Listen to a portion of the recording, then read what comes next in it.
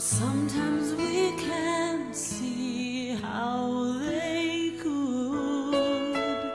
Struggles that break our hearts in two sometimes blind us to the truth.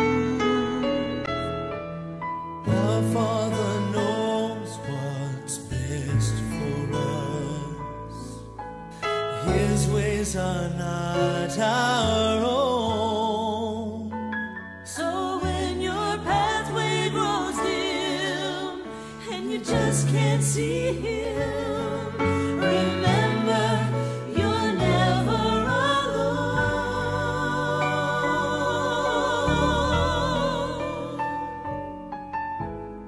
God is too wise to be mistaken. God is too good to be unkind. So when you don't understand, when you don't see His plan, When you can't trace His hand, trust His heart. trust His heart.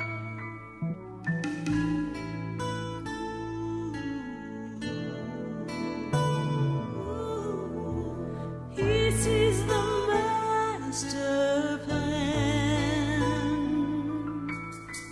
He holds our future in His hand. So don't live as those who have no hope. All our hope is found in Him. We see the present clearly, but He sees the first and the last.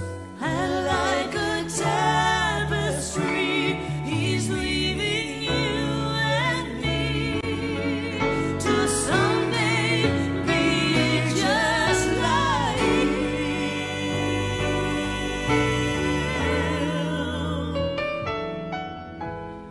God is too wise to be mistaken.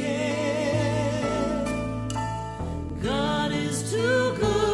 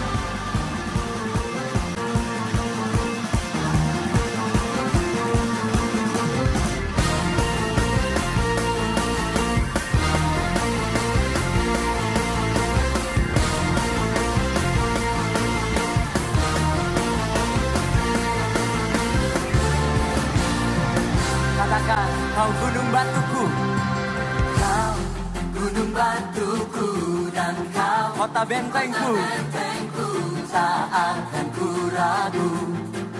Kau menjamin hidupku, kau keselamatanku, dan kau yang membelaku, tak akan ku takut. Kuasamu di dalamku, walau badai menerpa di dalam hidupku ini, namun tanganmu mengangkatku. Kau Tuhan yang benar, yang benar, tak pernah tinggalkan dahulu, lama janjinya tiada berubah. Kau Alfa dan Omega, awal dan akhir, semesta alam memuja Engkau Tuhan yang benar. Katakan, oh, yeah.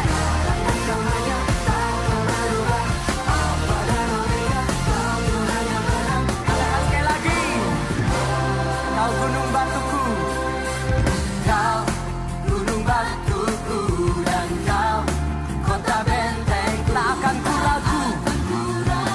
Kau menjamin hidupku, kaulah keselamatanku, keselamatanku, dan kau yang membelaku, tak akan ku takut. Kuasamu di dalamku, walau badai menerpa di dalam hidupku, namun tanganmu Tuhan mengangkatku tinggi. Lambaikan tangan kita, kau Tuhan yang benar, tak pernah tinggalkan, dahulu sekarang selamanya, janjimu tak berkau. Alfa dan Omega, awal dan akhir, semesta alam memuja Engkau Tuhan yang benar.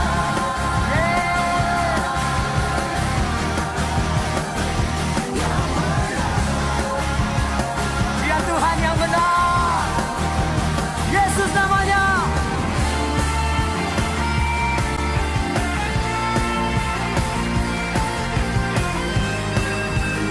Katakan sama-sama, walau badai menerpa, walau badai menerpa di dalam hidupku ini, namun tanganmu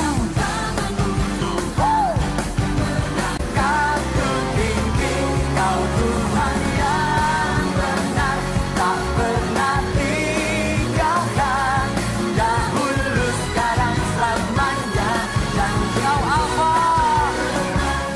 Alfa dan Omega, awal dan akhir, semesta alam memuja Engkau Tuhan yang benar. Semesta alam, oh yeah, yeah. Semesta alam, Engkau Tuhan yang benar. Berikan tepuk tangan yang terbaik bagi Tuhan kita.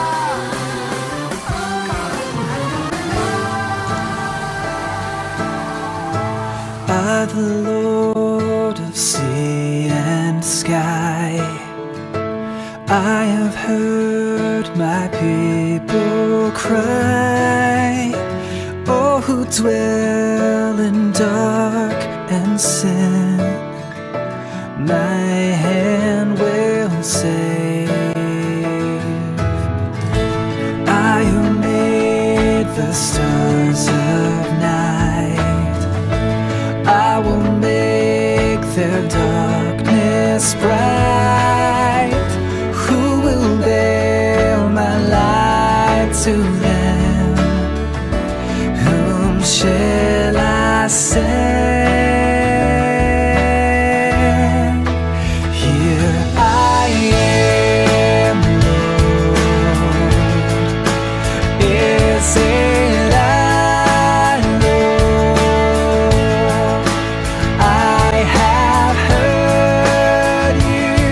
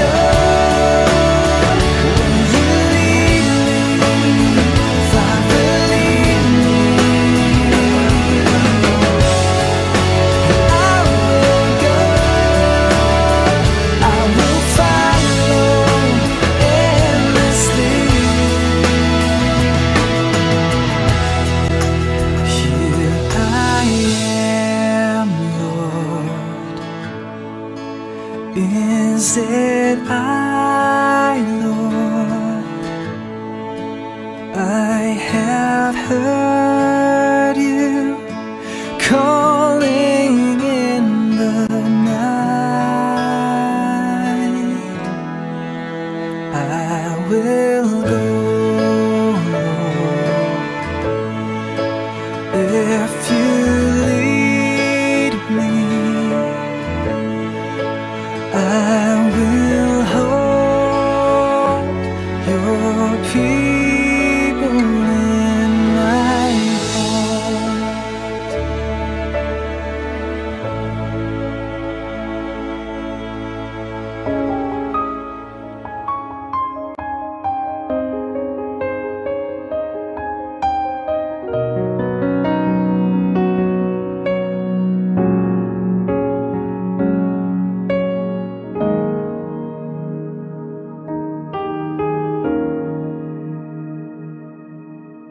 Yesuslah Tuhan yang layak ditinggikan, layak disembah oleh suku-suku bangsa.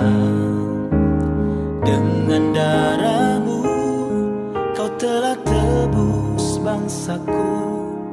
Genapi Tuhan firman-Mu atas negeriku.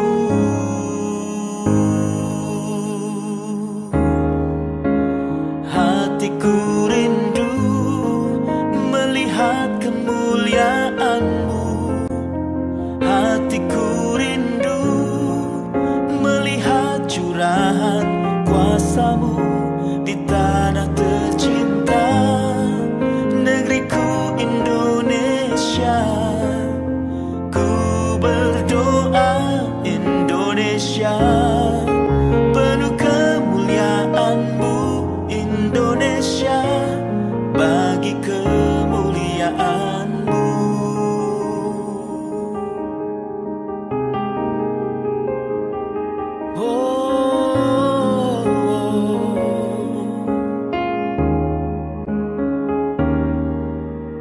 Yesuslah Tuhan yang layak ditinggikan, layak disembah oleh suku-suku bangsa. Dengan darah-Mu Kau telah tebus dosaku.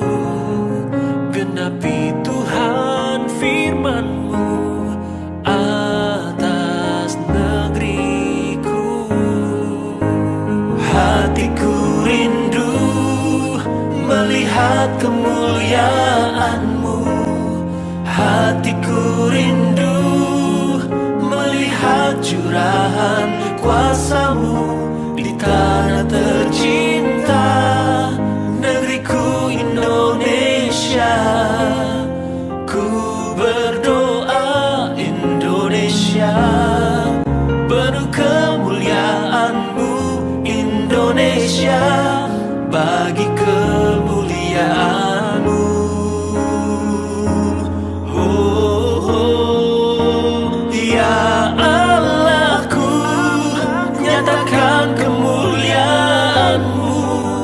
Ya Allahku, nyatakan curahan kuasa-Mu di tanah tercinta, negeriku Indonesia.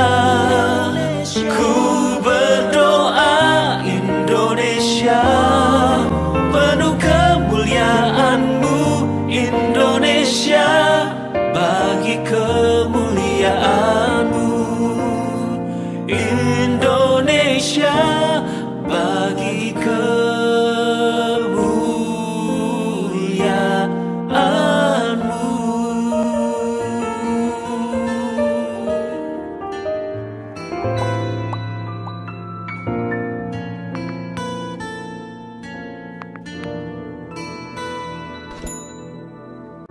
All things work for our good,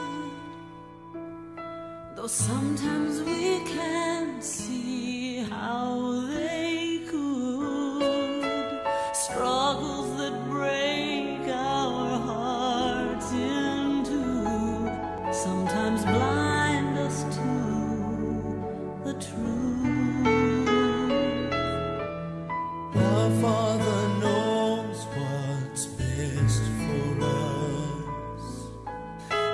His ways are not our own.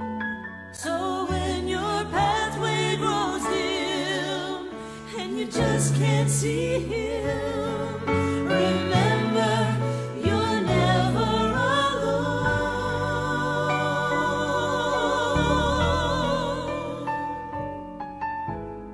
God is too wise to be mistaken. God is too good to be unkind. So when you don't understand, when you don't see His plan, When you can't trace His hand, trust His heart. trust His heart.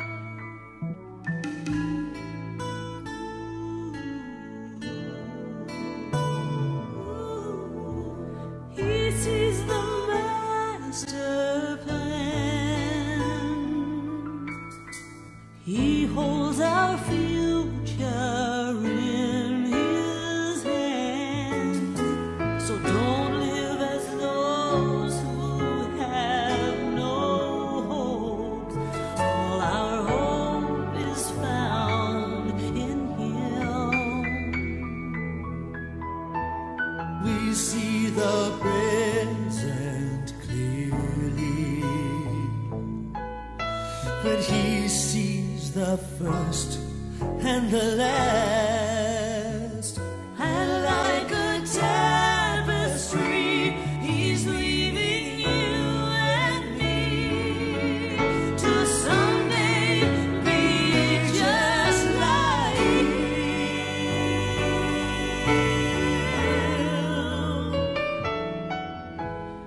God is too wise to be mistaken.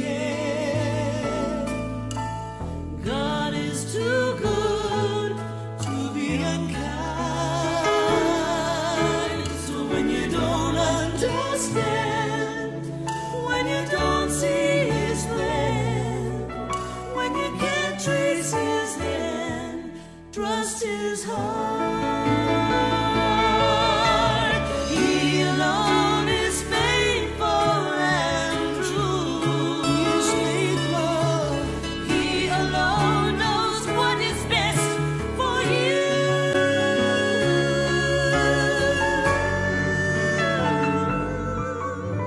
So when you don't understand, when you don't see His plan, when you can't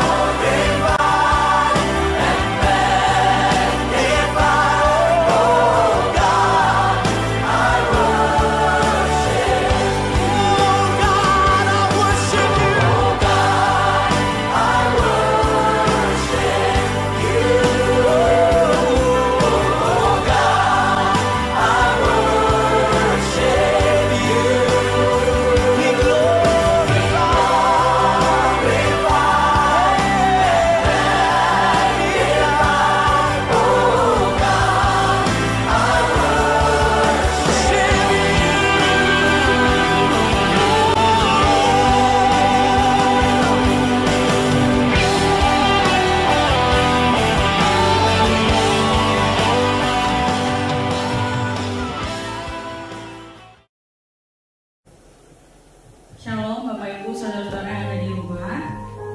Minggu ini kita masih melakukan ibadah online. Hari ini hari Minggu tanggal 21 Maret 2021. Tapi dimanapun kita berada, kita percaya Tuhan hadir bersama-sama dengan kita. Dan kita memuji dan menyembah nama Tuhan, Dia Allah yang hadir di tengah-tengah kita.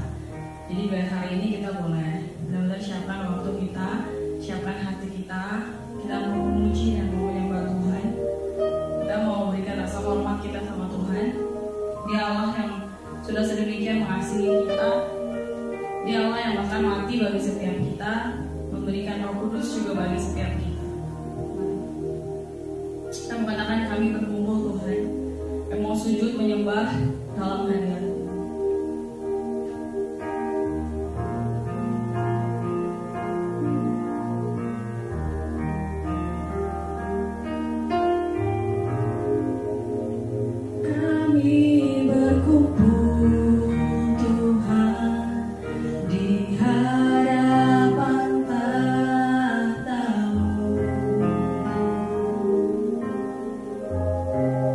Sujud menyembah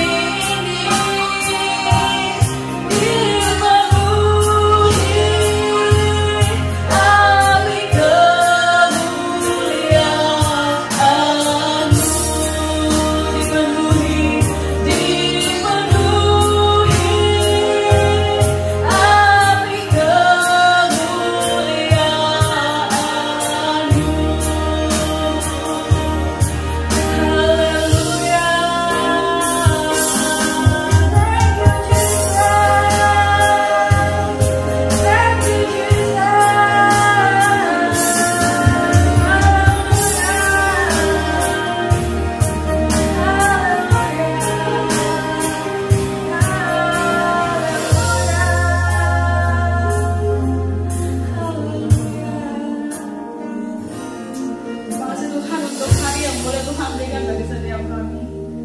Terima kasih Tuhan untuk Roh Kudus-Mu Tuhan yang Kau berikan bagi setiap kami. Kami rindu Tuhan. Kami rindu melayani-Mu Tuhan dalam hari-hari kami. Kami rindu datang di hadirat-Mu Bapa. Dan Kau Allah sendiri Tuhan yang mengurapi setiap kami.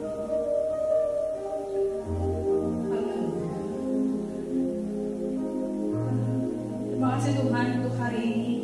Terima kasih Tuhan untuk waktu yang Kau berikan bagi setiap kami.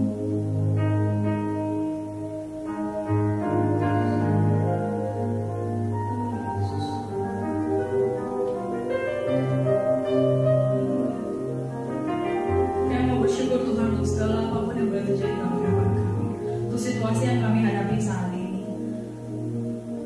Haleluya Yesus.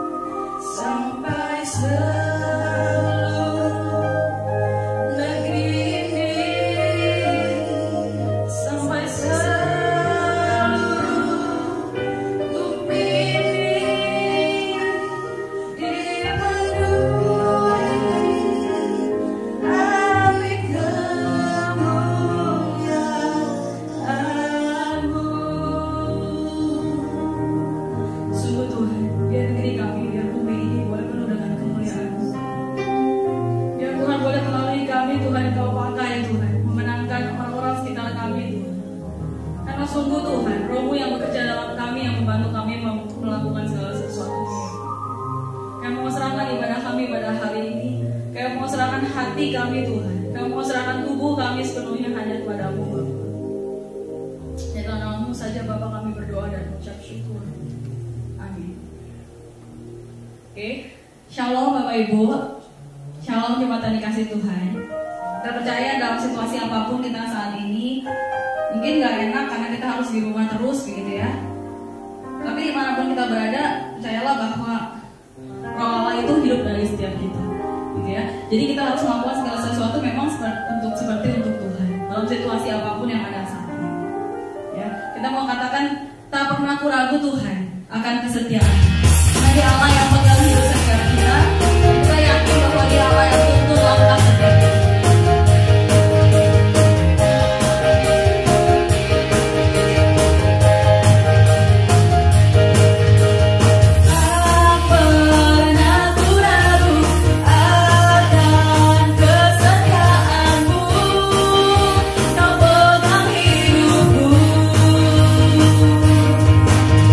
Sepenuh jiwaku, ku yakin dan percaya.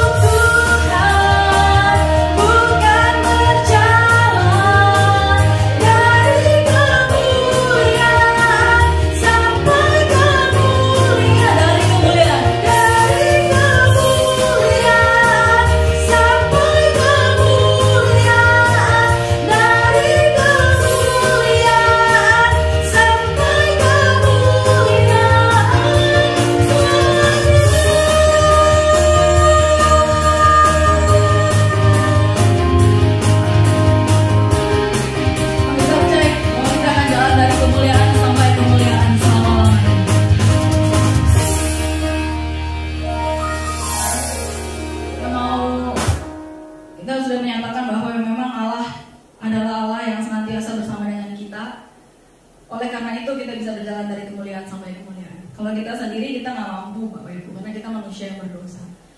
Ya, tapi karena Roh Allah yang hidup di dalam kita dimampukan untuk berjalan dari kemuliaan sampai kemuliaan. Jadi kita mau menyiapkan hati kita mau mendengarkan firman Tuhan. Kita mau katakan lebih dalam lagi Tuhan, aku rindu lebih dari segalanya Tuhan. Aku mengasihi-Mu.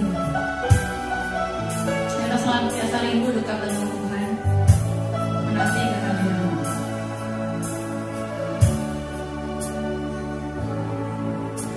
Satu hal yang ku rindukan, ya Tuhan, selalu berada di dekat-Mu dengan segenap hati, dengan segenap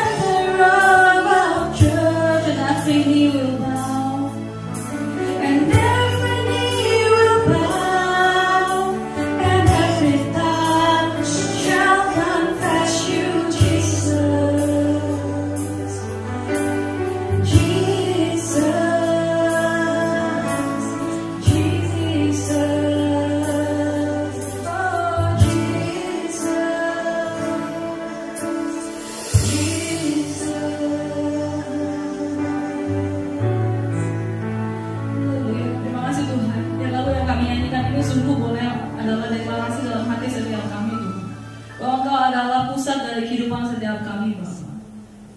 Dan Engkau adalah pusat dari dunia ini, Bapa. Karena semuanya itu semua tentang Engkau, Bapa. Tidak ada lagi hal-hal lain yang berarti, Tuhan. Lebih berarti daripada Engkau. Dari hati kami, Tuhan. Dari hati kami mau nyatakan, Bapak, Engkau Allah pusat kehidupan setiap kami.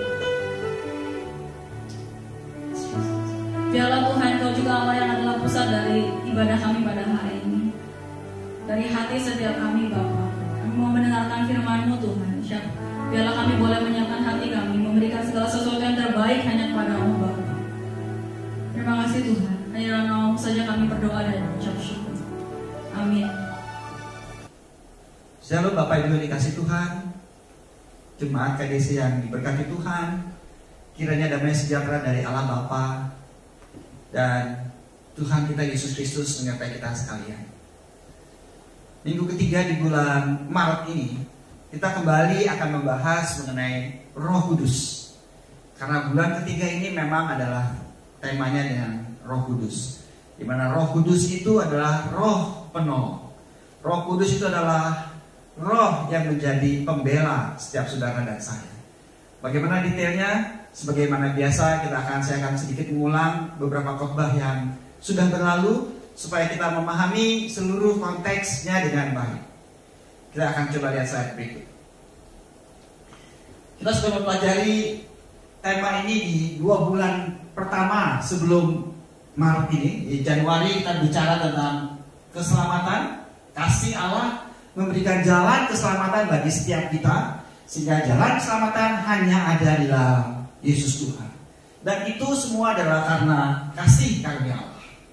Di bulan kedua, bulan Februari, kita membahas tentang pertobatan. Setelah kita diselamatkan Tuhan, memang kita memiliki surga, memiliki kehidupan yang kekal, dan itu adalah jaminan yang Allah berikan bagi setiap kita. Tetapi dalam kehidupan ini kita butuh pertobatan yang terus menerus sampai kita tutup mata menghadap Sang Pencipta. Dan bagaimana pertobatan itu terjadi terus menerus, itu tentu kita bisa kerjakan karena kita hidup di dalam Kristus dan kita jadikan Kristus sebagai pusat kehidupan kita. Tema ini secara singkat sudah kita diskusikan, sudah kita bahas di dalam 2 bulan pertama. Sehingga kita at the end, setelah keselamatan, Allah punya satu tujuan, supaya hidup kita penuh kemuliaan Allah, supaya hidup kita di dunia ini juga menjadi refleksi Allah, sehingga Allah yang hidup dalam hidup kita sungguh nyata bagi sesama kita. Tetapi untuk melakukan hal itu, kita tidak bisa mengerjakannya sendiri. Kita tidak akan pernah mampu untuk melakukannya. Maka pujian tadi yang terakhir kita katakan, Yesus the center of my life, itu adalah pusat dari segala-galanya dalam hidup kita. Kalau kita menaruh Kristus adalah pusat hidup setiap kita, hidup kita bukan tentang kita. Hidup saudara dan saya bukan tentang kita. Hidup kita adalah tentang Kristus yang diam dalam kita. Kalau memang Dia adalah center dalam hidup kita, maka kita akan sampai kepada rejoice di muka bumi ini. Kita akan selalu senantiasa bersuka cita. Karena itu yang juga dipesan Rasul Paulus kepada setiap umat yang dikasih Tuhan. Nah, saudara yang dikasih Tuhan, bulan Maret, bagaimana kita membahas tentang semua ini supaya ini bisa kita kerjakan. Dan itu butuh pertolongan Roh Kudus. Roh Kuduslah yang menjadi center dalam segala aktivitas kita, sehingga Roh Kudus memampukan saudara dan saya. Roh Kudus memampukan setiap kita hidup di dalam pertobatan yang sejati, pertobatan yang senantiasa terjadi. Minggu pertama Pak Handoko sudah membahas tentang beberapa tema penting. Yang pertama, coba tolong klik, melahirbarukan. Peran Roh Kudus adalah melahirbarukan saudara dan saya. Peran yang kedua adalah mengalahkan kuasa dosa. Dan peran ketiga, keempat, dan kelima Pak Handoko menjelaskan mengalirkan karunia Roh Kudus, menghasilkan buah roh, dan memberikan kuasa untuk melayani, sehingga kita bisa menjadi saksi-saksi Kristus di muka bumi ini, sehingga kita boleh menjadi rejoice di dalam kerajaan Allah. Cuma tadi kasih Tuhan dan Roh Kudus ditekankan oleh Pak Handoko bahwa Dia bukan utusan Allah, Dia adalah Allah sendiri. Dia adalah pribadi ketiga dari Allah Tritunggal. Saudara dikasih Tuhan, dan minggu kedua saya juga sudah membahas tentang bagaimana Roh Kudus melahirbarukan setiap kita. Bagaimana Roh Kudus melahirbarukan setiap kita, yaitu Roh Kudus diam di dalam saudara dan saya. Roh Kudus akan memberikan kita hati yang baru. Dan hati yang baru itu membuat kita taat. Taat akan apa? Taat akan kebenaran. Sehingga kita tidak hanya diberikan hati yang baru, tetapi roh kita juga dilengkapi dengan Roh Kudus. Sehingga roh kita yang tadinya mati, roh kita yang tadinya terlepas dari Allah, roh itu menjadi hidup. Dan roh itu tidak berdiri sendiri, roh itu didampingi oleh Roh Kudus. Makanya Allah menjanjikan roh itu diam di dalam saudara dan saya. Nah, roh yang menjadi jaminan inilah yang menjadi memampukan kita untuk menjalani tuntutan kehidupan di dunia ini, di dalam pertobatan dan pertobatan. Minggu ini kita akan membahas khusus bagaimana Roh Kudus membantu kita untuk kita mampu mengalahkan dosa, yang merupakan peran Roh Kudus yang kedua yang diungkapkan oleh Bapak Pendeta Handoko. Jemaat yang dikasih Tuhan, minggu ini kita akan bahas bagaimana peran Roh Kudus itu bisa menolong saudara dan saya. Bagaimana Roh Kudus itu bisa membuat kita menang atas kuasa dosa. Coba kita lihat slide berikut. Ayat kunci kita adalah di Filipi 3 ayat 10. Yang ku kehendaki ialah mengenal Dia dan kuasa kebangkitannya dan persekutuan dalam penderitaannya, di mana aku menjadi serupa dengan Dia di dalam kematiannya, supaya aku akhirnya beroleh kebangkitan dari antara orang mati. Nah, untuk menjelaskan ayat ini lebih detail, mari kita berdoa. Bapa yang di surga, terima kasih untuk kasih karunia-Mu yang begitu agung dalam hidup kami, bahwa roh yang sudah Engkau janjikan itu roh Allah sendiri, Dia bersama dengan kami. Dan roh itu sudah memberikan kami hati yang taat akan kebenaran firman-Mu, hati yang mau melakukan kebenaran firman-Mu, sehingga roh kami sudah Engkau lengkapi dengan roh yang baru, yang dilengkapi dengan Roh Kudus. Bapa, mampukan setiap kami untuk bisa memahami lebih lanjut peran Roh Kudus ini, sehingga hidup kami boleh senantiasa memuliakan Engkau, sehingga roh kami boleh nanti Engkau bangkitkan di dalam kehidupan yang akan datang. Berkati setiap kami Tuhan, berkati setiap kami yang bicara maupun yang mendengar, sehingga kesemuanya Engkau saja yang dimuliakan. Di dalam nama Yesus Tuhan kami ucap syukur dan berdoa. Amin. Jemaat yang dikasih Tuhan, ayat ini adalah menjadi doa Rasul Paulus. Doa Rasul Paulus di dalam, sebelum doa ini diucapkan oleh Rasul Paulus dalam kitab Filipi pasal 3, Rasul Paulus berkata bahwa dia adalah orang yang taat akan Taurat, bahwa dia adalah orang yang superior di antara angkatannya. Dia orang yang senantiasa mengerjakan Taurat. Tetapi apa yang Rasul Paulus lakukan? Dia justru membunuh umat-umat Allah. Dia justru menganiaya orang-orang yang mengasihi Tuhan. Sehingga Rasul Paulus berkata semuanya itu tidak akan membawa kita kepada kehidupan kekal, kebenaran sejati, sesuai dengan kata Filipi pasal 3 temanya. Rasul Paulus katakan hanya ada di dalam Kristus lah semuanya itu bisa menjadi mungkin. Jemaat yang dikasih Tuhan, maka Rasul Paulus berdoa bahwa ayat 3 ayat 10 tadi, yang ku kehendaki ialah mengenal Kristus dan mengenal kuasa kebangkitannya, persekutuan dalam penderitaannya, di mana aku Paulus menjadi serupa dengan Dia, serupa di dalam kematian Kristus, supaya aku akhirnya beroleh kebangkitan dari antara orang mati. Bahwa akhirnya aku bisa mengalahkan kuasa dosa. Itu kata Rasul Paulus jemaat yang dikasih Tuhan. Jadi memang ini adalah ayat kunci untuk kita minggu ini, bahwa Kristuslah center dalam hidup saudara dan saya. Kristuslah pusat kehidupan itu. Coba kita lihat ayat yang lain saudara. Di dalam Yohanes pasal 17 ayat 3 dikatakan, inilah hidup yang kekal, yaitu bahwa mereka mengenal Engkau satu-satunya Allah yang benar, dan mengenal Yesus Kristus yang telah Engkau utus. Jadi saudara kasih Tuhan, hidup yang kekal itu, kemuliaan Allah yang Allah janjikan itu, hanya satu kata kuncinya, Bukan kita taat melakukan hukum-hukum Allah dalam tanda petik dengan kekuatan kita sendiri.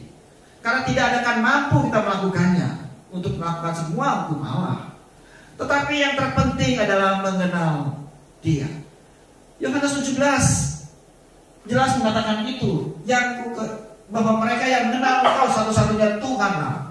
Saudara yang dikasih Tuhan, kalau kita lihat urutan ayat ini, sepertinya mana dulu?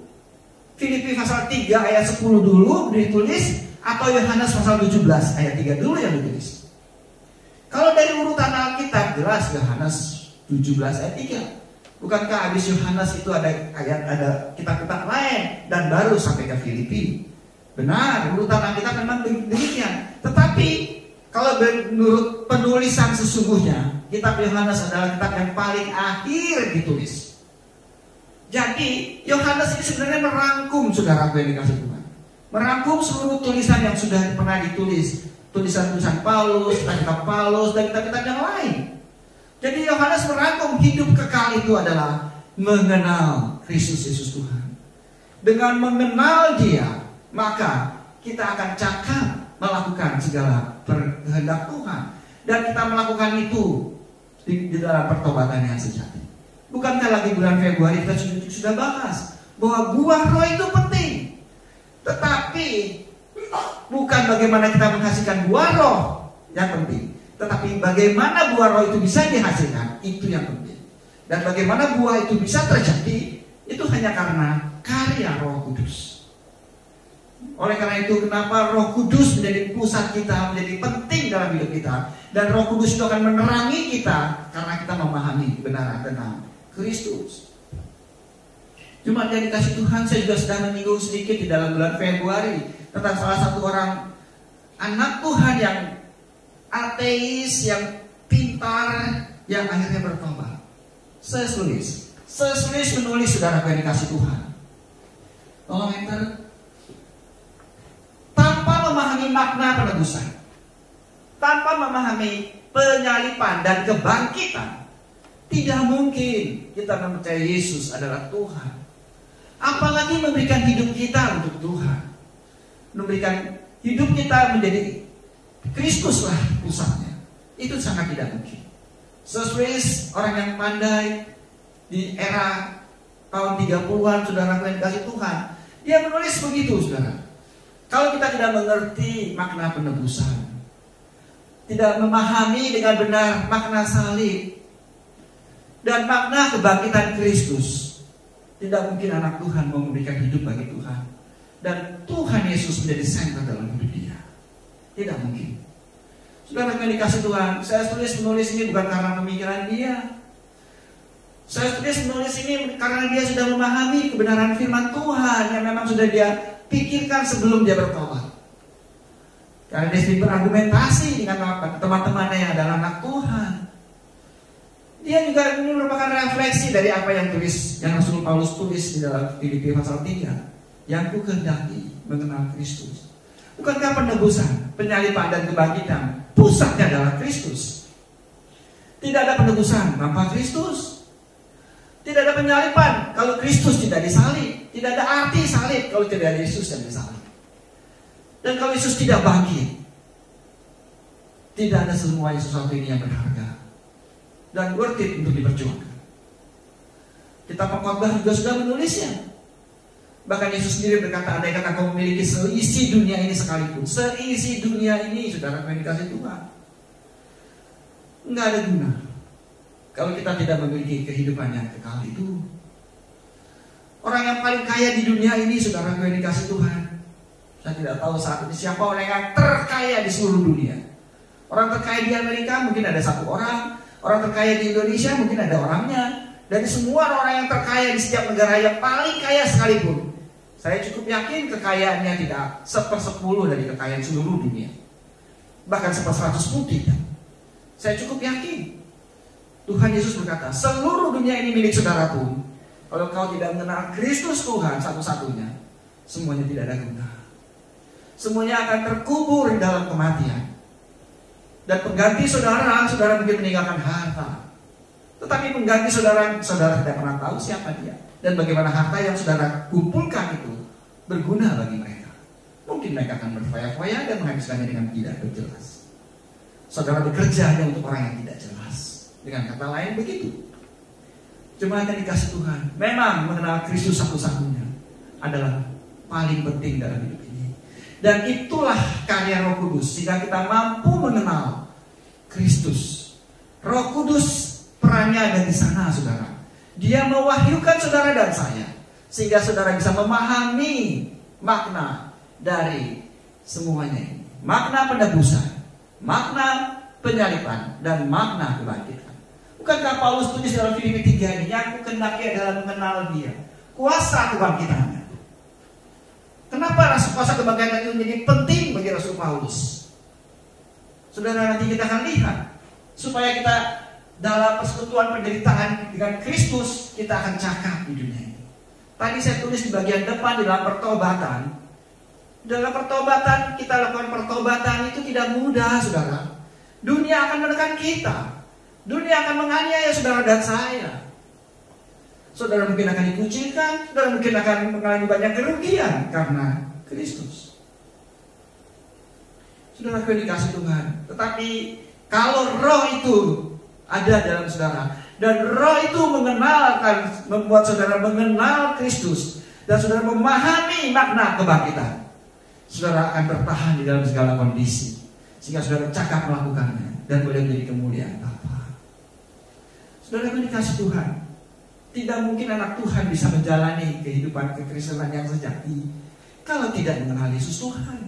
Dan tidak mungkin anak Tuhan bisa mengenal Yesus Tuhan, makna ketiga makna ini, tanpa dibantu oleh Roh Kudus. Oleh karena itu kenapa yang paling penting di bawahnya adalah statement yang di bawah.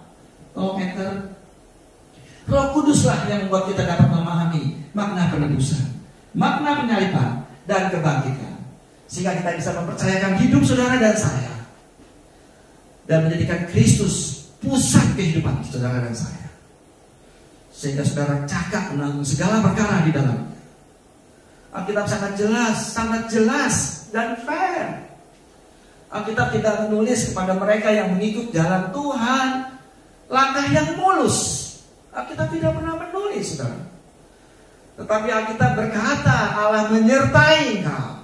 Berkali-kali saya ungkapkan hal ini, saudara.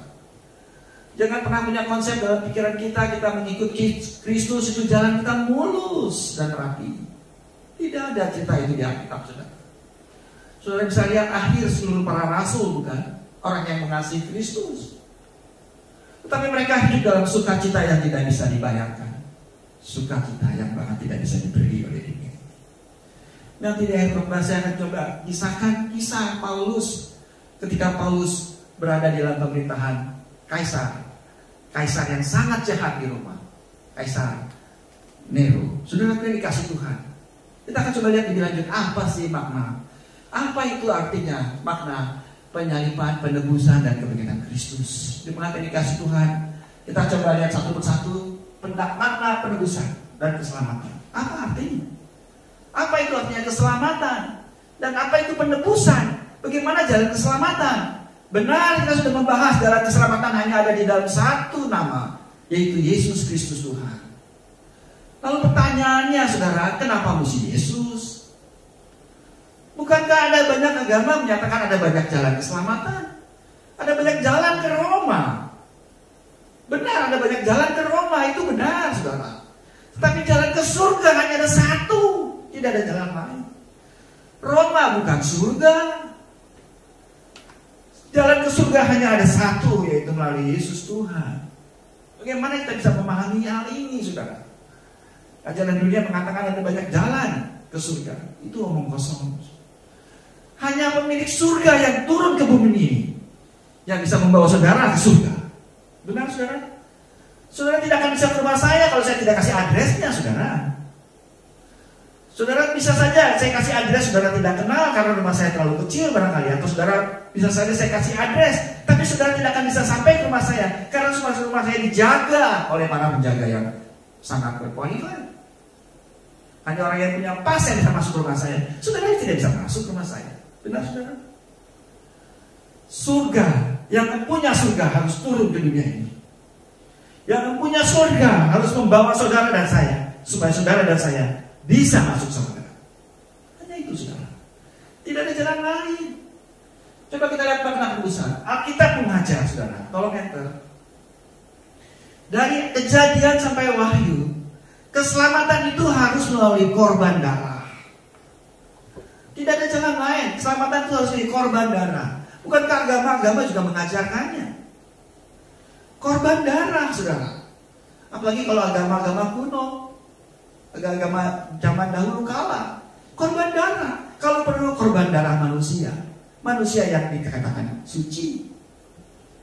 Tapi siapa manusia suci? Di Perjanjian Lama kita lihat korban darah dilambangkan dengan korban binatang. Makanya binatang yang dipersembahkan adalah binatang yang bagus, karena kebenaran binatang diberikan kepada kita. Makanya setiap tahun mereka harus melakukan pengorbanan. Korban. Siapa korban darah saudara dan saya? Kristus. Yesus Kristus menggantikan saudara dan saya. Dialah Allah itu sendiri yang mengambil manusia. Padahal dia adalah manusia Allah. Padahal dia adalah Allah. Jadi sangat logis banget, saudara. Kristuslah domba Paskah itu. Makanya setelah penyaliban Kristus, saudara, tidak perlu ada korban apa-apa lagi.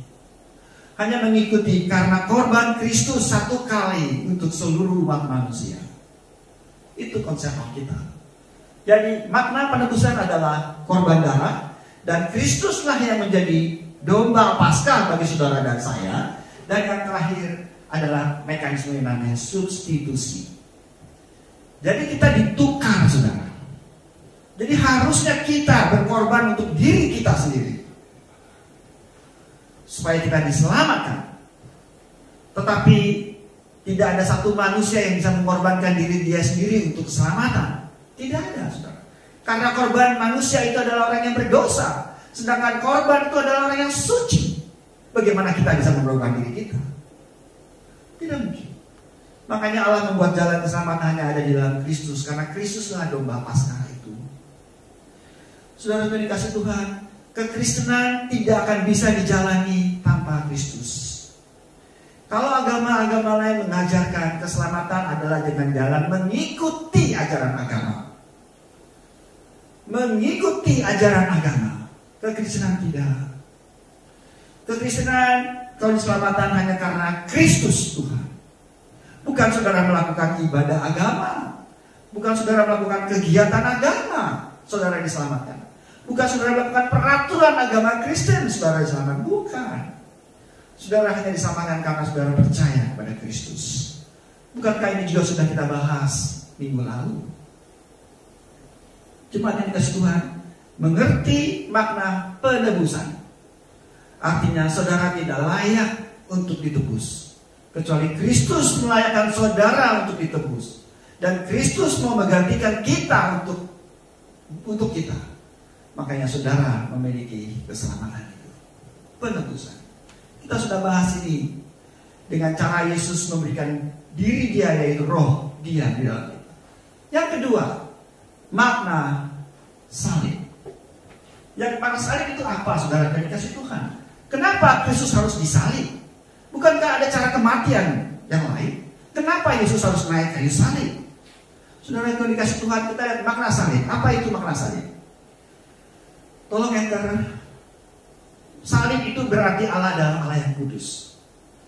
Salib itu menggambarkan kekudusan Allah. Allah tidak bisa melihat dosa. Dan Allah tidak bertolerir dengan dosa. Dosa adalah murka Allah. Dan Allah tidak bisa melihat dosa. Jadi saudaraku yang dikasih Tuhan, anak-anak yang dikasih Tuhan, kalau saudara adalah punya Allah, dan Allah saudara katakan Allah saya adalah Yesus Tuhan, Yesus Kristus Tuhan, Yesus yang kudus, Allah yang kudus, dia tidak bertolerir dengan dosa. Maka saudara pun harus tidak bertolerir dengan dosa. Dosa bukan sesuatu yang menjadi begitu mudah untuk kita kerjakan, karena Allah itu kudus. Yang kedua, apa itu salib, saudara? Salib adalah Allah itu adalah keadilan tertinggi. Dia adalah Allah yang adil. Dia harus menghukum orang yang bersalah karena keadilan dia. Keadilan bicara hukum dan akibat. Kalau saudara salah, saudara harus dihukum. Itu adalah adil. Keadilan. Setiap orang yang bersalah itu harus dihukum. Setiap orang berdosa itu harus dihukum. Salib adalah menggambarkan keadilan Allah. Allah mengadili orang berdosa dengan cara menghukum mereka dengan kematian yang mengerikan. Saat itu kematian yang paling mengerikan adalah di salib. Saat zaman Yesus, kematian yang sangat tidak layak adalah salib. Kenapa makanya Kristus harus disalib? Tidak mati dengan cara yang lebih sederhana. Bahkan Petrus sudah menyadari makna salib, saudara. Petrus berkata ketika dia mau mati, dia tidak layak disalib seperti Kristus. Dia mau mati disalib dengan terbalik, sehingga kepalanya ada di bawah. Itu jauh lebih menyakitkan. Karena Petrus menyadari salib itu adalah hukuman bagi orang berdosa yang tidak terampuni. Saudara aku dikasih Tuhan, jangan main-main dengan dosa. Kalau saudara mengerti makna salib, saudara tidak akan pernah bermain-main dengan dosa. Saudara tidak akan menganggap enteng dosa itu, apapun bentuknya. Karena hukuman dari dosa adalah sangat mengerikan. Saudara aku dikasih Tuhan, itu makna salib. Jadi kalau anak Tuhan yang mengerti makna salib, dia akan hidup belajar benar. Karena dia tahu segala konsekuensinya ada. Karena Allah kita adalah Allah yang berkeadilan. Tapi syukur, Allah kita bukan hanya Allah yang adil. Allah kita juga Allah yang mengasihi. Saudara lihat yang ketiga, Allah adalah kasih tertinggi. Saudara, tidak ada satupun manusia yang bisa menjalani hukuman Allah. Karena hukuman Allah itu kekal adanya. Hukuman manusia Allah itu kekal. Karena dia kudus. Karena dia mulia. Saudara aku yang dikasih Tuhan, Allah melihat manusia itu sangat mengalami kesulitan yang sangat besar ketika dia harus mengalami hukuman Allah. Maka Allah memberikan jalan keselamatan yang tadi di atas. Maka apa yang terjadi? Dia memberikan jalan pengampunan dosa. Itu melalui Yesus Kristus. Yesuslah yang harus menjalaninya. Karena Yesus Allah. Tetapi manusia yang harus mengalami. Makanya Yesus menjadi manusia Allah. Makanya Yesus adalah manusia 100% dan Allah 100%. Kalau Yesus bukan manusia, Yesus tidak layak menjalani salib. Mana mungkin manusia menyalibkan Allah? Manusia hanya bisa menyalibkan manusia. Allah tidak mungkin tersalib, saudara. Karena Allah adalah unlimited. Tetapi karena Kristus membatasi diri dia menjadi rupa saudara dan saya, makanya dia bisa disalib. Memang Allah kita Allah yang dahsyat, saudara, di luar pemikiran manusia. Tapi itulah yang Allah ungkapkan. Maka Kristus mengambil dua rupa, manusia dan Allah. Sebagai manusia dia harus disalib. Dan sebagai kasih Allah atas saudara dan saya, dia menyalibkan diri dia sendiri. Saudara yang dikasih Tuhan, itu memperlihatkan kasih Allah atas umat manusia begitu tinggi. Manusia yang sudah tidak pantas untuk diampuni karena segala dosa yang dia perbuat. Tapi Allah yang mengasihi, Allah melakukan substitusi. Harusnya saudara yang mati, tetapi Allah yang mati. Di sini ada masalah sedikit teologi, saudara. Bagaimana bisa Allah mati? Bukankah Allah itu adalah Allah? Bagaimana Allah bisa mati? Ya mungkin kita tidak paham dengan detail kasus ini. Tapi yang mati kan bukannya Allah. Kristus yang sebagai manusia yang mati. Dan Yesus sebagai Allah bangkit. Saudaraku yang dikasih Tuhan, tidak ada manusia di bumi ini bangkit sendiri. Tidak. Semua orang yang bangkit pada zaman itu dan sebelum-sebelumnya adalah karena dibangkitkan oleh orang lain. Kristus bangkit sendiri, saudara. Dia tidak dibangkitkan oleh siapapun juga. Karena dia adalah Allah. Saudara yang dikasih Tuhan. Jadi makna salib apa, saudara?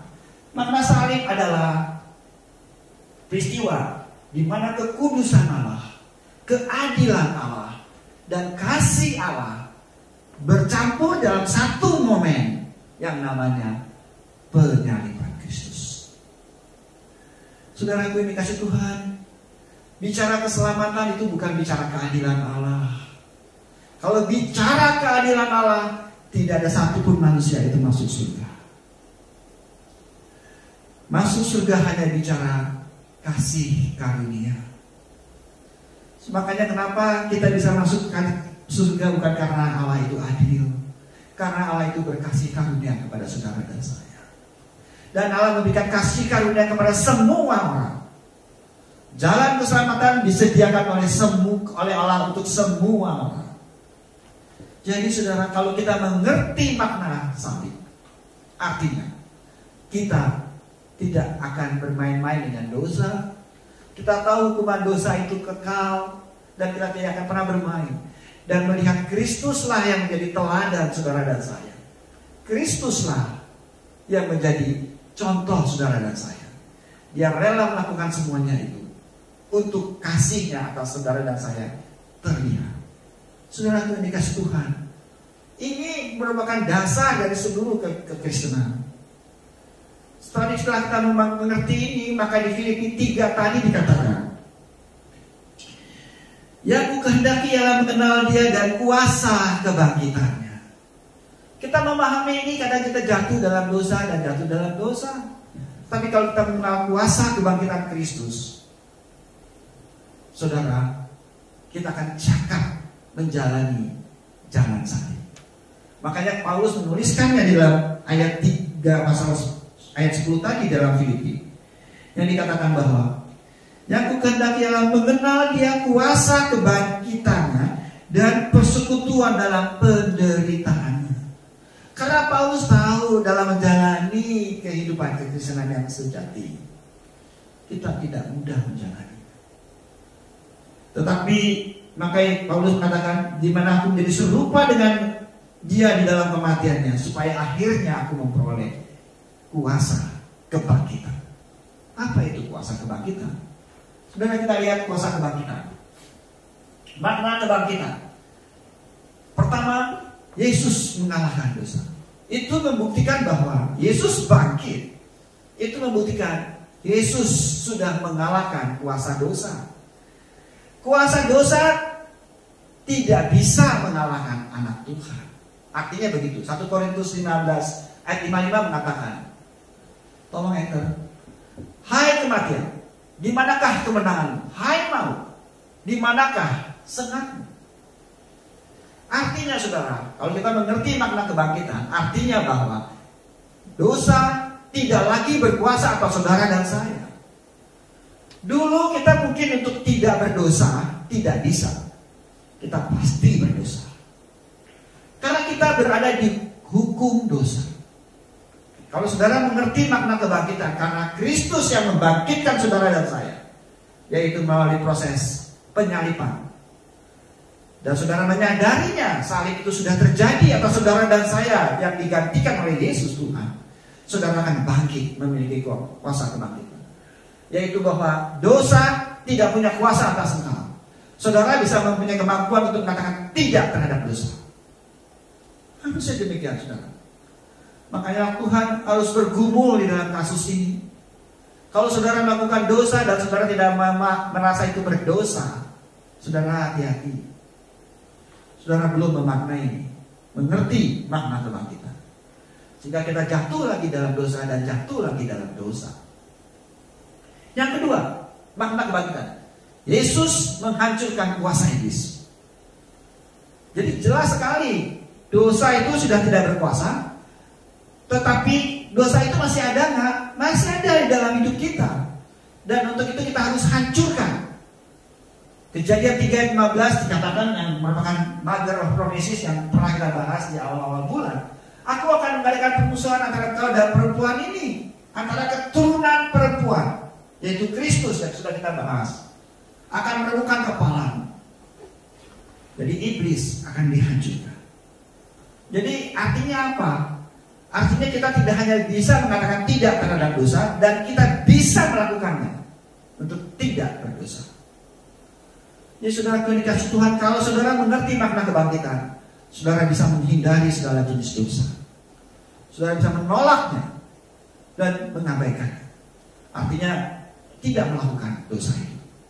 Yang ketiga, makna kebangkitan adalah yang ketiga, Yesus adalah kehidupan. Bukankah setelah bangkit Yesus akan hidup? Yesus hidup selama-lamanya. Saudaraku yang dikasih Tuhan, makanya kalau kita mengerti makna kebangkitan, kita pun adalah orang yang hidup.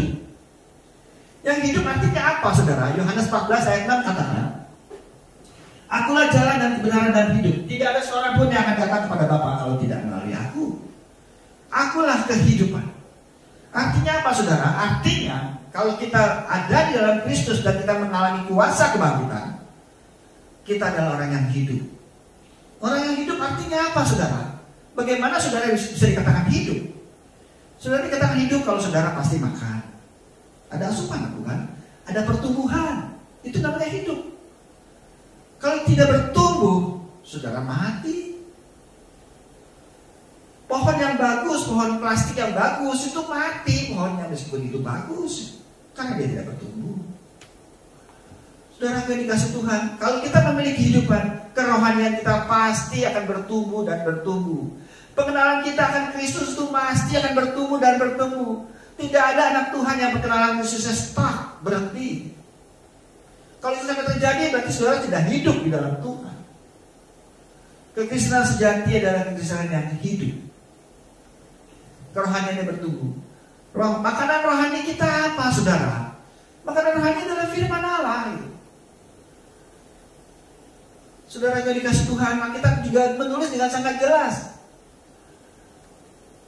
Manusia hidup tidak hanya dari roti, tapi dari firman. Kalau saudara hanya makan dari roti, kita jelas mengatakan manusia hidup tidak hanya dari roti. Berarti roti penting, ya. Tetapi kalau bukan roti doang yang penting, firman itu penting. Makanya kenapa anak Tuhan itu harus mengasihi, mencintai firman, merenungkan firman dan siang dan malam. Tetapi berapa banyak anak Tuhan yang melakukannya? Itu adalah bukti kehidupan. Saudara merenungkan kebenaran firman, saudara tanya kalau tidak jelas, coba bertanya kepada Tuhan. Kalau saudara ingin mau jawaban langsung, ya tanya kepada kakak-kakak pembina, sehingga memungkinkan pemahaman kita menjadi lebih baik. Semua yang dikasih Tuhan, bukti kehidupan adalah merenungkan firman siang dan malam. Jemaat yang dikasih Tuhan, kita akan coba lihat satu slide lagi. Satu slide lagi, pertobatan sejati itu apa artinya jadinya? Pertobatan sejati harus diawali dengan kematian aku. Jadi saudara, kebangkitan, kuasa kebangkitan tidak akan saudara alami. Kuasa kebangkitan tidak akan pernah terjadi kalau saudara tidak pernah mati. Bagaimana saudara bangkit kalau mati aja belum? Benar ya saudara?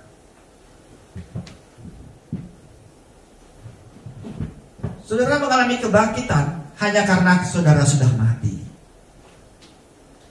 Kuasa kebangkitan harus diawali dengan kematian. Pertobatan sejati harus diawali dengan kematian. Roma pasal 6 ayat 3 dan 4. Aku tidak tahu, atau tidak tahukah kamu bahwa kita semua yang telah dibaptis dalam Kristus telah dibaptis dalam kematiannya. Dengan demikian kita telah dikuburkan bersama-sama dengan Dia oleh baptisan dalam kematian, supaya sama seperti Kristus telah dibangkitkan dari antara orang mati oleh kemuliaan Bapa, demikian juga kita akan hidup dalam hidup yang baru.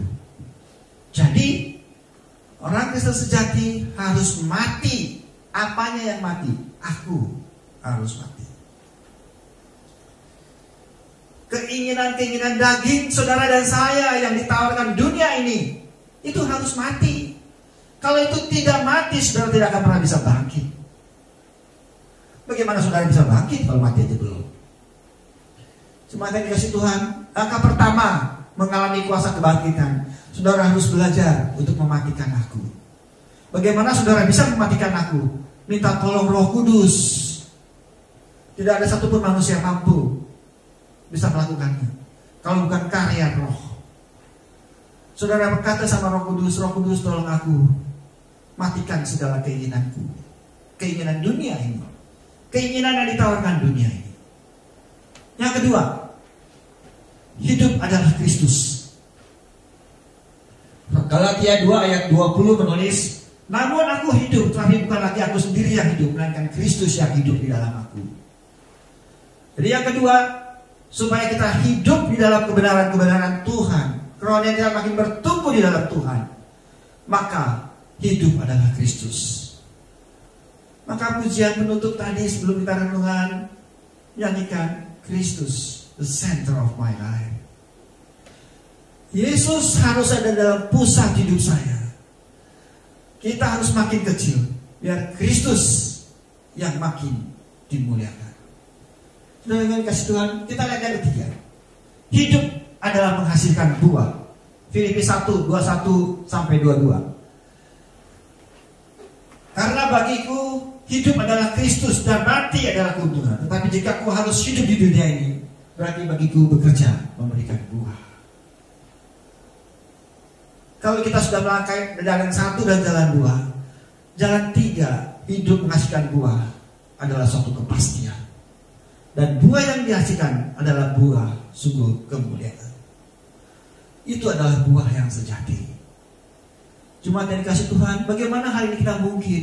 Karena 1 dan 2, Kristus the center of my life. Saya akan tutup khotbah saya dengan satu refleksi ketika saya nonton film Paulus sebagai Rasul Kristus. Di situ digambarkan Paulus hidup di dalam, ditangkap dan dibawa ke Roma, yang pada waktu itu Roma dipimpin oleh Kaisar Titus. Kaisar yang sangat kejam. Kaisar yang bahkan rela membunuh mamanya. Tidak hanya membunuh mamanya, dia membunuh saudara perempuannya untuk mendapatkan yang namanya kekuasaan. Saudara yang dikasih Tuhan, dia adalah kaisar yang sangat kejam. Kalau seseorang bisa membunuh orang tuanya, tidak heran dia bisa membunuh orang-orang lain. Cuma yang dikasih Tuhan, Paulus ditangkap di Roma di dalam pemerintahan Kaisar Titus di zaman itu. Dan orang Kristen di zaman itu difitnah oleh Kaisar Titus ini, bahwa mereka telah membakar suatu ladang di Roma dengan kebakaran. Padahal ladang itu dibakar oleh Titus sendiri. Tituslah yang membakar ladang itu. Lalu dia memfitnah orang Kristen. Dan karena dia memiliki kekuasaan, dia dengan mudah memfitnah orang Kristen. Orang Kristen di zaman itu begitu teraniaya. Di film itu digambarkan orang Kristen bahkan ditangkapi tanpa ada pembelaan. Dan mereka dibakar hidup-hidup untuk menerangi jalan-jalan di jalan kota Roma. Mereka disiramin dengan minyak, lalu dibakar dan ditaruh sebagai lilin-lilin untuk menerangi jalan di Roma. Itu yang terjadi zaman itu. Dalam film itu dikisahkan seperti itu. Dan Kaisar Titus memang meruntuhkan bait Allah yang dibangun oleh Raja Sulaiman. Saudara yang dikasih Tuhan, bukan Raja Sulaiman, yang dibangun oleh setelah Yesus. Kan bait Allah yang oleh Sulaiman dihancurkan, lalu dibangun lagi pada zaman Yesus, yang Yesus berkata 3 hari. Kamu mau bangun? Dia bilang, saya sudah bangun ini 40 tahun. Bagaimana bisa bangun lagi dalam 3 hari? Dan bangunan itu bait Allah dihancurkan oleh Kaisar Titus. Paulus mengalami aniaya besar di Roma. Tetapi dalam penganiayaan itu Paulus diawasi oleh seorang pengawas di zaman itu. Paulus ditaruh di tempat yang paling gelap, yang paling menyedihkan, karena Paulus dianggap gembongnya orang Kristen di saat itu. Saudara gue dikasih Tuhan, tetapi di dalam penjara itu Paulus sama sekali tidak terasa berduka cita. Dia memang mengalami kesusahan normal. Dan digambarkan Paulus yang sudah tua renta, buku. Karena memang Paulus mengalami banyak aniaya. Tapi Paulus dalam segala kesukacitaan dia tidak pernah mengeluh. Padahal aniaya yang dia diterima, dia dicambuki, dia dipukuli dan segala macam. Sementara Lukas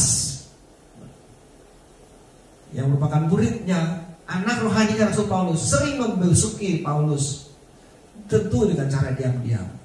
Kepala penjaga tahu Lukas sering menjengukki Paulus, dan Paulus sering menulis surat kepada Lukas, dan Lukas setelah keluar dari penjara itu, pengawal tahu Lukas sering membawa surat.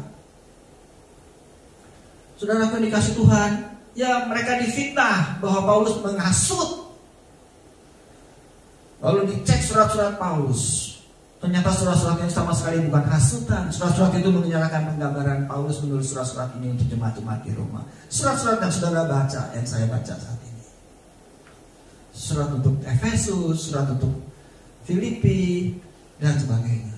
Surat yang dari penjara Roma. Si penjaga melihat surat-surat itu, ini mah bukan surat-surat penghasutan. Ini mah surat pribadi. Saudara yang dikasih Tuhan. Dan bagi Tuhan bekerja di dalam segala kesulitan itu. Si penjaga ini punya anaknya sakit dan tidak bisa disembuhkan oleh dokter-dokter yang ada di sana. Dengan pertolongan Tuhan, Lukas yang adalah dokter menyembuhkan anak itu. Dalam kisah itu digambarkan demikian. Sehingga Lukas tidak jadi dihukum mati. Banyak anak-anak Tuhan pada membela Paulus dan bahkan mereka memberontak untuk membebaskan Paulus. Ketika mereka berhasil memberontak dan Paulus sudah bisa dikeluarkan, malah Paulus berkata, "Kenapa kamu keluarin saya?" Kekristenan tidak ada revenge. Kekristenan tidak ada balas dendam. Kita mengalami semuanya ini karena Tuhan menghendakinya. Paulus bisa bertahan sedemikian rupa dengan satu konsep. Kalau bukan Tuhan yang tolong saya, tidak ada guna semuanya. Dan Tuhan tahu yang terbaik. Dan memang melalui Paulus di Roma itu, Paulus banyak menginjili orang-orang Roma, pejabat-pejabat tinggi Roma. Sehingga dari sana berita Injil juga tersebar kemana-mana.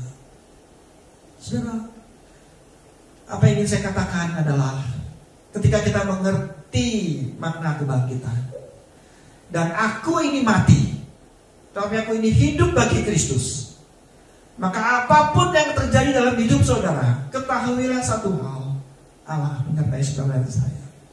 Sehingga saudara dan saya akan cakap menanggapinya dan menanggungnya. Karena kita tidak sendiri menanggung itu. Kristus sudah menanggungnya bagi saudara dan saya di atas kayu salib. Makanya Paulus menulis supaya aku masuk dalam penderitaan Kristus. Kalaupun itu terjadi, aku akan bisa menanggungnya. Bukan karena aku yang cakap. Karena Kristus yang diam dalam aku, roh itu yang akan menolong saya. Dan akhirnya memang di dalam kisah itu Paulus dipenggal kepalanya. Dan Paulus dalam segala kesukacitaan, tidak ada keluhan. Maka tidak heran Paulus menuliskan selalu kata sukacita, sukacita. Dia menulis kata sukacita bukan dalam keadaan bersukacita sesungguhnya. Dia dalam penjara. Jadi sukacita sejati ada di dalam diri saudara dan saya. Sukacita tidak bisa dibeli. Jemaat yang dikasih Tuhan, sukacita hanya ada di dalam pertobatan sejati. Sukacita hanya ada karena pertolongan Roh Kudus. Sukacita karena ada karena saudara mengerti makna kebangkitan. Saudara bangkit, saudara hidup. Jemaat yang dikasih Tuhan, hiduplah di dalam kasih Allah senantiasa. Tolong yang terakhir, maka kita akan hidup di dalam kasih karunia Allah. Mari kita berdoa. Bapa dalam surga, terima kasih untuk kasih setiamu. Biarlah firman-Mu ini boleh tertanam dalam hidup kami, bahwa Kristus menjadi pusat dalam hidup kami, sehingga dalam segala pertobatan yang kami lakukan, Roh Kudus yang akan menolong kami, sehingga kami tidak hanya mengerti makna penebusan, bahwa Engkau Kristus sudah mensubstitusi kami, dan kami tidak hanya mengerti bahwa Engkau Allah yang kasih, tapi Engkau juga Allah yang adil, dan Engkau Allah yang kudus. Semuanya harus terjadi di dalam kematian aku, Tuhan. Sehingga Kristus boleh hidup dalam hidupku, dan Kristus boleh menjadi pusat dalam hidup aku. Sehingga kemuliaan sukacita Allah senantiasa ada dalam hidup aku, dalam hidup setiap kami, anak-anak Tuhan yang mengasihi. Dan itu semua karena roh yang sudah Kau taruh dalam kami, yang menghidupi hidup kami bagi kemuliaan nama. Terjadilah atas setiap kami Bapa. Di dalam nama Yesus Tuhan kami ucapkan berdoa. Amin. Sebelum kita akhiri ibadah kita, ada beberapa pengumuman saudara yang dikasih Tuhan. Yang pertama, tentu ikuti aturan pemerintah, tidak hanya 3M tetapi 5M. Oke. Yang kedua, berdoa supaya kita bisa ibadah on-site mulai awal April. Supaya awal April minggu pertama kita sudah bisa ibadah on-site lagi seperti biasa. Yang ketiga, berdoa untuk pemerintahan Indonesia supaya Indonesia boleh menjadi berkat bagi banyak orang dan Indonesia boleh juga menjadi kemuliaan Allah. Dan yang terakhir, jangan lupa berdoa untuk saudara-saudara, berdoa buat orang tua, berdoa buat anak-anak, berdoa untuk seluruh keluarga supaya mereka hidup dalam hidup bersama dengan Kristus, supaya mereka hidup dengan berpusat kepada Kristus. Bagaimana pujian tadi, Kristus the center of my life, of my family, of my church, and of my nation. Tuhan Yesus memberkati. Kita akan berdoa syafaat sebelum kita akhiri ibadah kita hari ini. Tapi sebelumnya saya sedikit ralat tadi. Paulus bukan berada di bawah pemerintahan Kaisar Titus, tapi Kaisar Nero. Dan mari kita berdoa syafaat. Bapa, kami berdoa untuk Indonesia Tuhan. Di dalam segala kemurahan dan kasih setiamu, biarlah Indonesia boleh makin hari makin mengenal Engkau Yesus Tuhan. Berdoa untuk para pemimpin yang ada di pemerintahan, khususnya bagi mereka yang adalah anak-anak-Mu Tuhan, supaya mereka boleh menjadi teladan dan menjadi contoh, dan Kristus hidup dalam hidup mereka di dalam menjalankan tugas mereka, sehingga orang-orang yang di sekitar mereka boleh melihat Kristus yang hidup dalam hidup mereka, dan melalui mereka banyak pejabat-pejabat pemerintah yang juga Engkau selamatkan. Bapa, mampukan Presiden Jokowi dan seluruh jajarannya, dan sampai ke tingkat yang paling rendah sekalipun RT RW, untuk cakap menjalani pemerintahan dengan takut akan Tuhan, sehingga kami semua boleh Engkau berkati, dan Indonesia boleh Engkau berkati. Engkau Allah yang turut campur tangan di dalam segala problema yang ada di negara ini. Juga berdoa untuk seluruh jemaat yang Engkau kasihi, kasih setiamu boleh senantiasa menyertai mereka Bapa. Bagi mereka yang sakit, biarlah kasih-Mu yang menyertai mereka, mencakapkan mereka untuk bisa menanggulanginya dengan baik, mencukupi apapun yang mereka perlukan. Dan bahkan kalau mungkin Kau menyembuhkan mereka di dalam segala sakit mereka. Kekuatan yang ada daripada-Mu yang membuatkan mereka, sehingga mereka bisa bertahan. Dan melalui semuanya itu, nama-Mu dimuliakan. Jemaat yang dikasihi Tuhan, terimalah berkat Allah, kasih dari Allah Bapa, Tuhan Yesus Kristus, dan pertolongan Roh Kudus menyertai engkau kemanapun kau pergi. Kemanapun kau pergi, Roh itu akan menolong engkau, sehingga engkau boleh menghasilkan buah yang di dalamnya kemuliaan-Mu terus nyata. Dan firman-Mu yang diam dalam kami, biarlah terus menegur kami, menyatakan kesalahan-kesalahan kami, memperbaiki hidup kami, mendidik setiap kami, dan bahkan melengkapi setiap kami untuk melakukan segala perbuatan baik. Di dalam nama Yesus kami terima itu semua, dan akan kami jalankan dan lakukan untuk kemuliaan Bapa. Di dalam nama Yesus Tuhan kami ucapkan berdoa. Amin. Shalom, shalom, shalom.